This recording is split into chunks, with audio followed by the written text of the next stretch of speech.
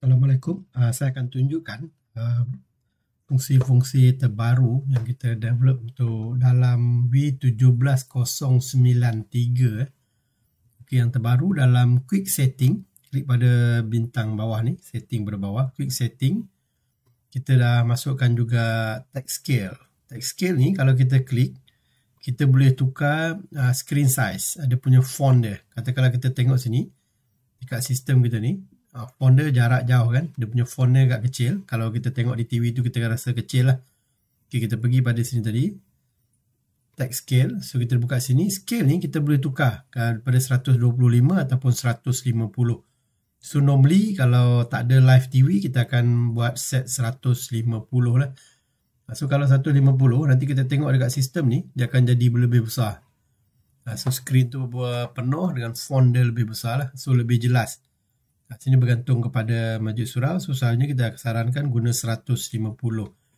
Tapi kalau Masjid Surau dia ada live TV, gunakan 125 lah.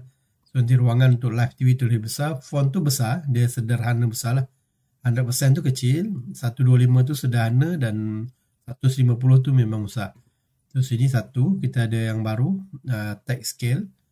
Switch display ni pun baru juga. Ini kalau ada dual screen. So kalau pakai dual screen guna masalah tambah tu, dia ada dua HDMI pada bahagian belakang. So kalau kita ada guna dua-dua HDMI port pada bahagian belakang, dan kita boleh tekan switch display dan duplicate. So nanti dua-dua screen tu dia akan paparkan paparan yang sama lah. Sebelum ni ada user susah nak cari duplicate screen tu kan. So kita masukkan sekali dalam quick setting.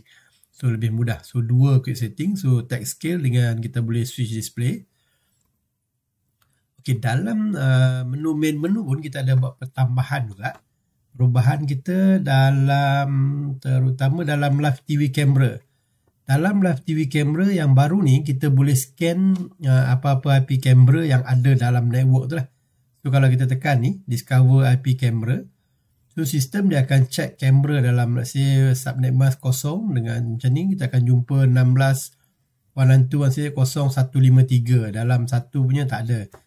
So kita boleh scan IP kamera dan kita boleh tengok terus. Kita ada macam ni webcam dengan wireless ni, kita boleh tekan play terus.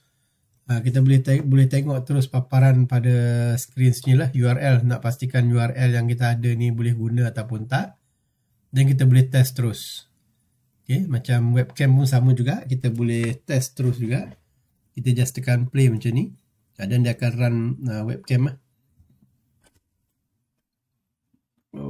Okay, webcam boleh. Nak test PTZ IP camera pun boleh.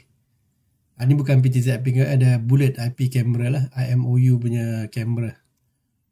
Okay, kemudian kita ada internet. Internet ni pun kita boleh test terus. Klik pada Mekah Live, tekan play.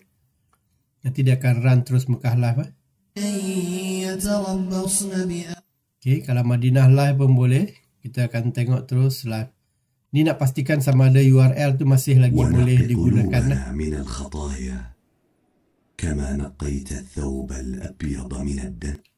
Okay, kemudian kita boleh pilih, kita boleh masukkan URL yang terkini kalau URL yang sedia ada ni dah ditukar oleh YouTube. Okay, yang lain sama dalam set system, masih lagi yang sama lah. Okay, itu adalah perubahan terkini lah. Dalam live TV camera ni yang paling banyak sekali lah. Boleh scan dan boleh preview terus. Dengan internet pun boleh test terus dia punya URL yang ada untuk Mekah Live, Madinah Live tu. Ataupun kita boleh masukkan apa-apa YouTube yang kita nak lah. Okey, sekian, terima kasih.